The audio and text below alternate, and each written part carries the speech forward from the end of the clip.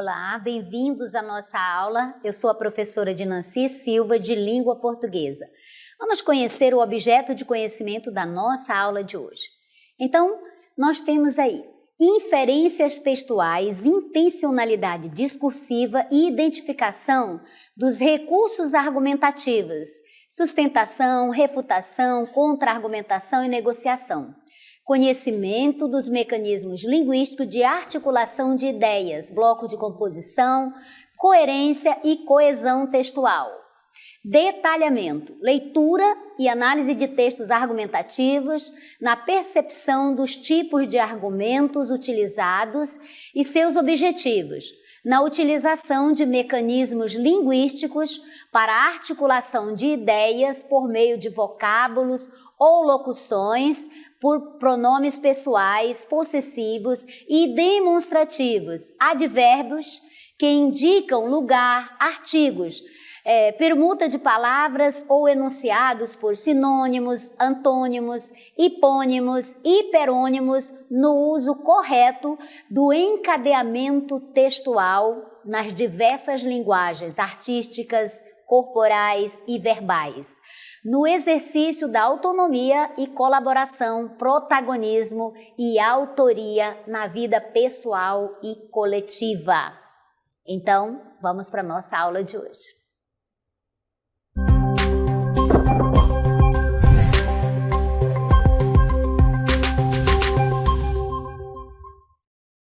Nós vamos começar a nossa aula entendendo sobre os textos argumentativos. Então, o que se entende por textos argumentativos?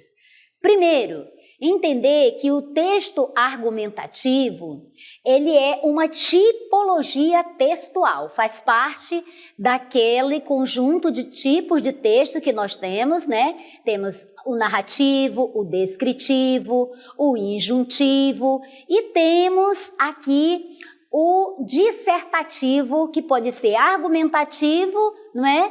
E também aquele que apenas apresenta as informações sem expor a argumentação.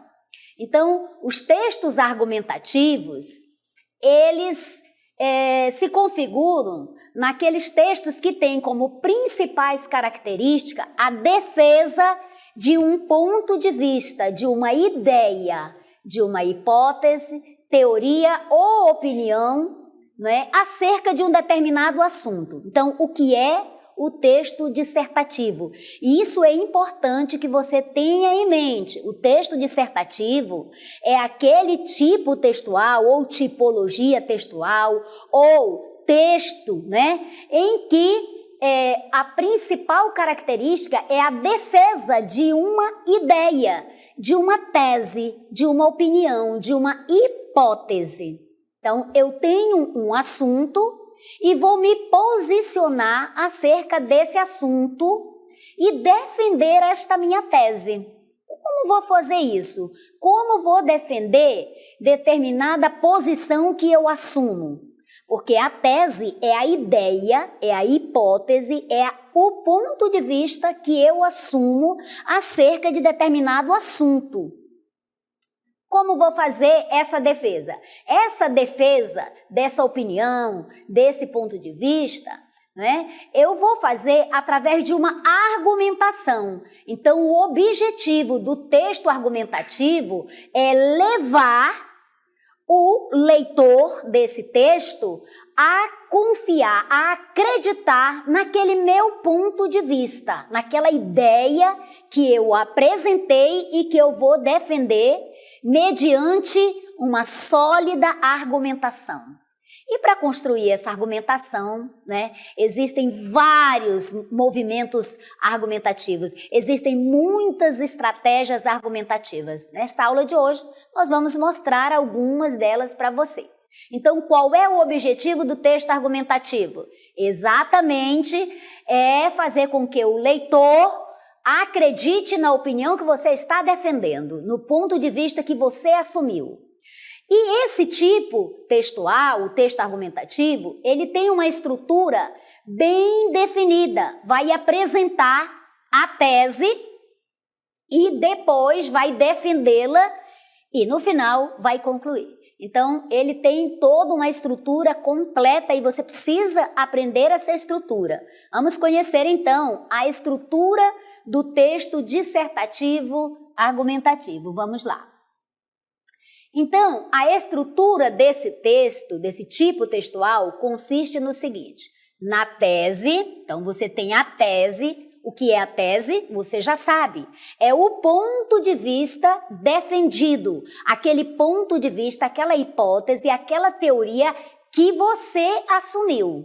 Sempre tem que haver um ponto de vista. Você não pode escrever um texto dissertativo, argumentativo, sem se colocar, sem tomar uma posição, se você é contra, se você é a favor, certo? Então, você assume um ponto de vista e em torno deste ponto de vista, você vai construir toda a argumentação. Em torno desse ponto de vista, dessa hipótese, desta teoria, você vai construir a argumentação. Então, a estrutura dos textos argumentativos primeiro apresenta a tese, que é a opinião, o ponto de vista, a hipótese que você irá defender. Não tem como fugir disso, tem que assumir uma posição.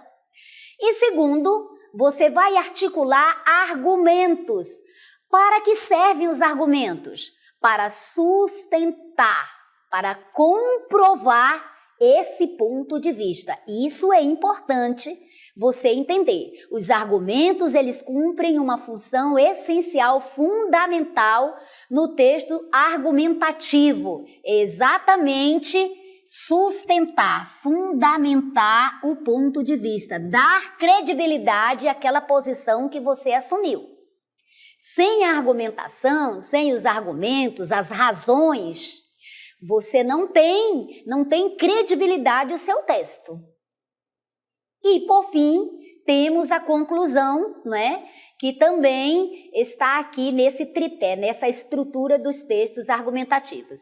A conclusão vai condensar, vai retomar tudo aquilo que foi afirmado e comprovado e vai reforçar essa hipótese, esse ponto de vista que você assumiu. Então, a estrutura dos textos argumentativos compreende a tese, os argumentos e a conclusão. Em que tipos de textos argumentativos eu vou encontrar essa estrutura? Em vários tipos de texto, Nós temos aí o artigo de opinião, a dissertação dos concursos públicos, onde você precisa demonstrar conhecimentos acerca de um determinado ponto, de um determinado assunto, precisa expressar a sua opinião e fundamentá-la. Muito bem, agora então vamos observar um exemplo de um texto argumentativo. Vamos ver esse aqui. Primeiro, olha o título. Quem lê mais escreve melhor? Primeiro que já começou com uma interrogação, um questionamento. E você, o que pensa disso? Você acha que quem lê mais escreve melhor? Ou isso não tem a menor importância? Vamos ver no texto como está sendo defendida essa posição, essa tese aí? Vamos lá. A leitura influencia a escrita por vários motivos. Você percebeu que aqui na introdução eu já tenho uma tese, uma hipótese. Eu já me posicionei, o autor desse texto já se posicionou a favor de que a leitura, o ato de ler, vai influenciar diretamente a sua capacidade de dissertar, de escrever. Foi a primeira afirmação que ele fez. Ele fez uma afirmação e aí já vai começando a argumentar. Olha o que ele diz. A leitura influencia a escrita, a leitura influencia a escrita por vários motivos. O leitor toma contato com novas formas linguísticas, enriquece o vocabulário, descobre mundos e amplia seus conhecimentos. Você percebeu esta argumentação? Ele já está apresentando os motivos, as razões. Por que a leitura propicia, influencia a escrita, a capacidade de escrever. Por quê? Porque ao tomar conhecimento, porque ao ler um texto, porque ao ler livros, o que é que acontece com você? Você toma familiaridade, você se familiariza com novas formas linguísticas. Você vai enriquecer o seu vocabulário, você vai conhecer muitas palavras, a semântica delas, o significado delas e as ideias, né, que elas trazem. E você vai descobrir mundos, né, outros pontos de vista, outras visões de mundo. Vai ampliar os seus conhecimentos. Seus conhecimentos até então, sem a leitura, eles estão limitados. Quando você lê, de acordo com a tese defendida por este autor, você amplia esses conhecimentos. Veja, analise você mesmo se é real. Seguindo, olha outra argumentação que ele coloca aqui. É praticamente impossível que um apreciador da leitura não consiga escrever bem. Veja, ele fez uma afirmação aqui. Ele disse que é praticamente impossível quem gosta de ler que não consiga escrever bem. Pelas razões que ele já falou na frente. Você toma contato com novas formas linguísticas, seu vocabulário se amplia, sua visão de mundo também se amplia, então você passa a ter novos conhecimentos, sua estrutura cognitiva é modificada. Aí ele vai também colocando outras argumentações. Veja aqui. Mas não podemos nos esquecer de que ler exige certas habilidades. Não é só ler por ler. A leitura, ela tem pré-requisitos, ela exige de você certos requisitos, certas habilidades. Vamos ver quais são? Então, para melhor aproveitamento, né, para melhor compreensão e entendimento da leitura, o leitor precisa ter capacidade de análise e interpretação. Professora, como é que eu consigo desenvolver essas habilidades de análise e interpretação? Essas capacidades, elas são inatas em mim ou eu preciso construir? Precisa construir. Como é que eu consigo construir isso? Através do exercício diário de leitura. Faça isso. Você vai aprendendo. Essa estrutura cognitiva sua, ela vai se enriquecendo. Você vai adquirindo, desenvolvendo essa capacidade de analisar e de interpretar, de compreender aquilo que você está lendo. Você vai decodificando os sentidos do texto que não estão dados no texto. Eles são construídos através da leitura, através do seu conhecimento de mundo, através das outras áreas que você estuda na escola, de jornais, daquilo que você assiste, de um conjunto, não é, de fatores. Isso vai construindo aí o seu referencial teórico e vai desenvolvendo essas capacidades que você precisa ter. A de análise e de interpretação. Só são duas aí, né? As mais importantes. Existem outras, de comparação, de síntese, não é? Seguindo então no texto, ele vai dizendo, só assim como? Recuperando o sentido, só lendo, né, e tendo essas habilidades de analisar e de interpretar o que você está lendo, você vai extrair os substratos, né, os fundamentos, a estrutura dos livros para o seu texto, para que você tenha aquele seu referencial teórico. É como se você estivesse depositando na sua mente conhecimentos.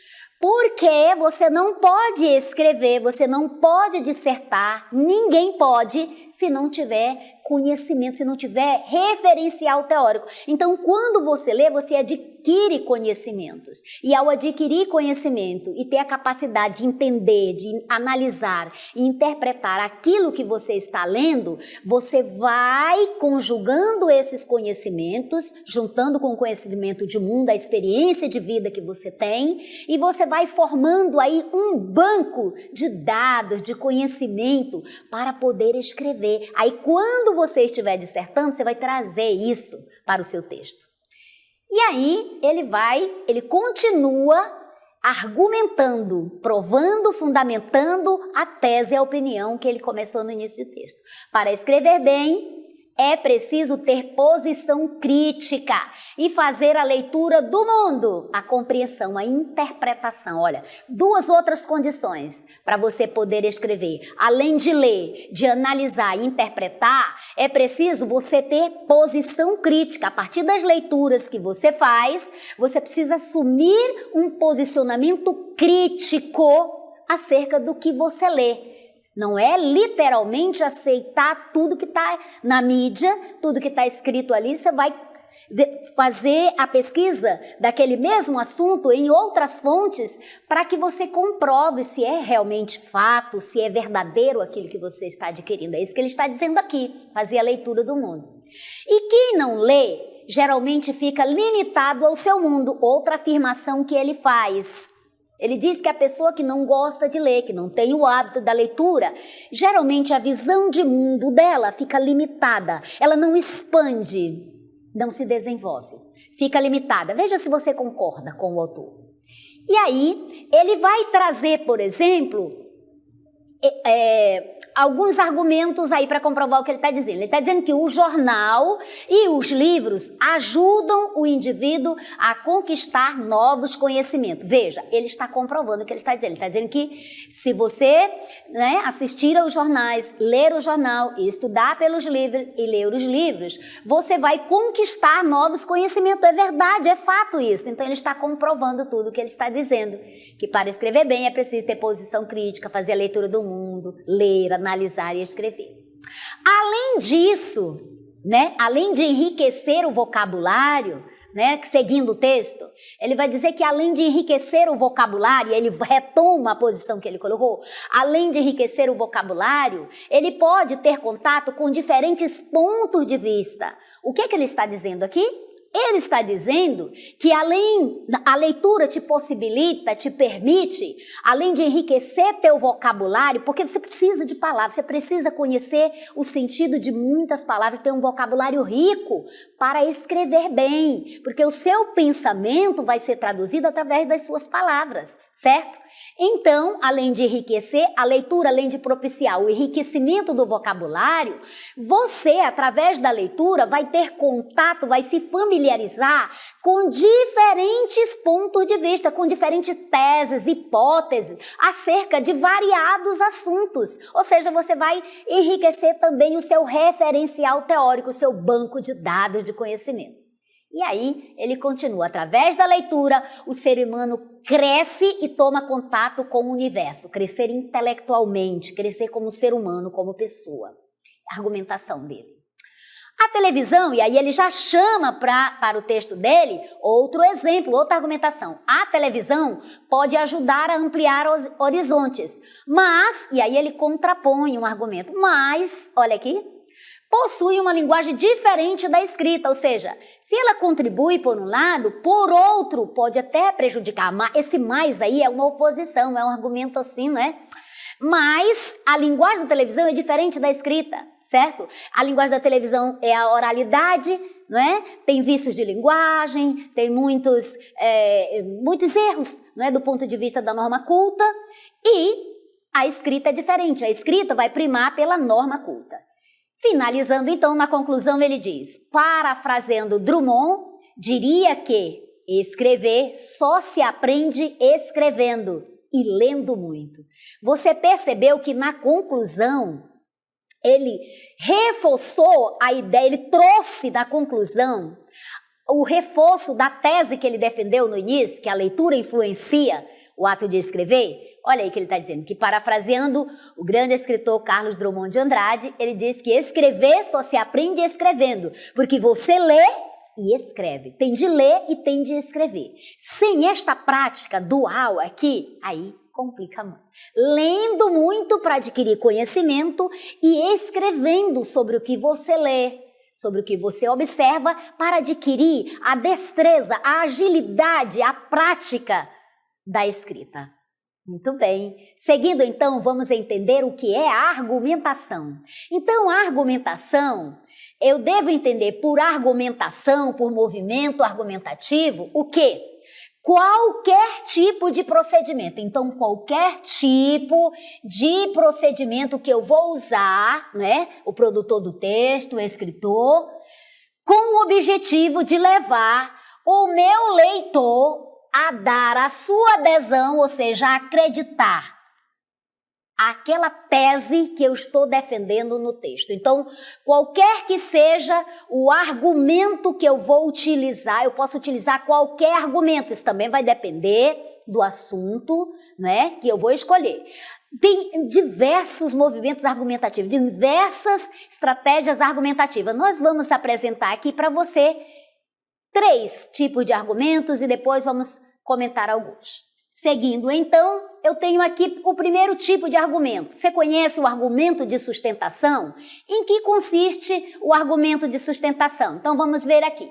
O argumento de sustentação consiste em se apresentar uma tese alinhada à postura do enunciador da ideia apresentada, comprometendo-se com aquilo que o autor da ideia discutida apresenta. Ou seja, o argumento de sustentação diz o seguinte: você vai apresentar uma tese, um ponto de vista, um posicionamento crítico, você vai construir, né, essa tese e você vai se alinhar, vai estar parecida com aquele posicionamento do primeiro enunciador, ou seja, do texto, concordando com aquilo que o autor diz. Você chama um autor, por exemplo, para o seu texto, para concordar com você, né? E se alinha à ideia dele, concordando com ele.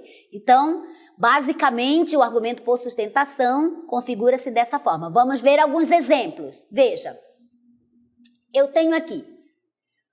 Veja os exemplos de argumento de sustentação. Dizer que a Terra é plana é perigoso. Dizer que a Terra é plana é perigoso. Aqui eu tenho uma tese, uma teoria, um ponto de vista. Se eu afirmar no meu texto, dizer que a Terra é plana é perigoso, isso é um ponto de vista. Agora eu venho com o argumento de sustentação. Em que consiste esse argumento? Olha, eu já chamei outra autoridade para o meu texto para dizer, para me alinhar com a ideia dele.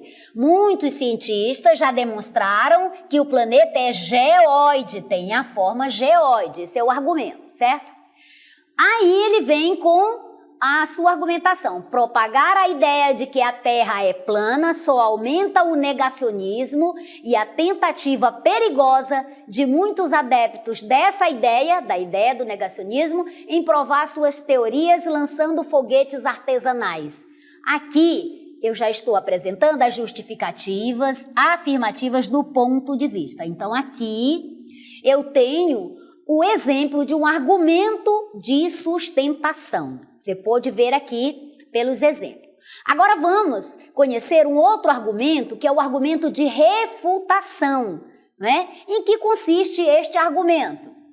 Esse tipo de argumento consiste no seguinte ponto: você vai apresentar a tese, lembra que a tese é o ponto de vista crítico que você adota acerca de um determinado assunto, se apresenta, faz uma determinada afirmação, que é a sua teoria, em relação a um assunto, só que se posicionando contrário, em desacordo com a ideia, com a opinião exposta ou com a sua sustentação, a exposta de outro autor. Nesse sentido, os argumentos apresentados funcionarão como contra-argumentos, como argumentos contrários, ou seja, argumentos contrários à ideia discutida. Eu estou aqui, por exemplo, falando de um artigo de opinião onde eu estou escrevendo sobre um determinado assunto e neste texto, num artigo de opinião, por exemplo, eu utilizei o argumento de sustentação e também posso utilizar o argumento de refutação,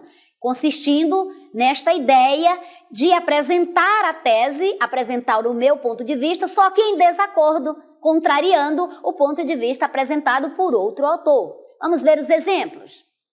Então, como exemplo de argumento de refutação, eu tenho aqui.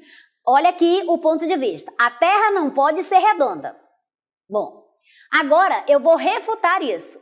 A ciência é capaz de inventar muitas tecnologias e, entre elas, imagens que nos dão a ilusão de a Terra ser redonda. Esse é o argumento de refutação. Mas basta olhar para o horizonte, dispensando a ciência para perceber a verdade. A Terra sempre foi plana. Aqui eu tenho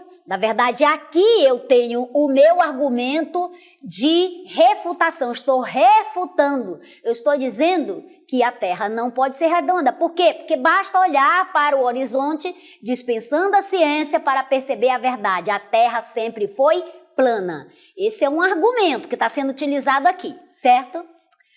Agora, nós vamos conhecer o terceiro tipo de argumentação. Vamos ver a argumentação por negociação. Consiste no quê? Na apresentação de uma tese que vai apoiar as posições em disputa. Aqui eu tenho, então, um acordo. Eu vou apresentar uma tese que vai entrar tentando achar uma solução, vai tentar contornar, vai ponderar, né? Aqui eu tenho, então, essa argumentação, relativizando esses posicionamentos.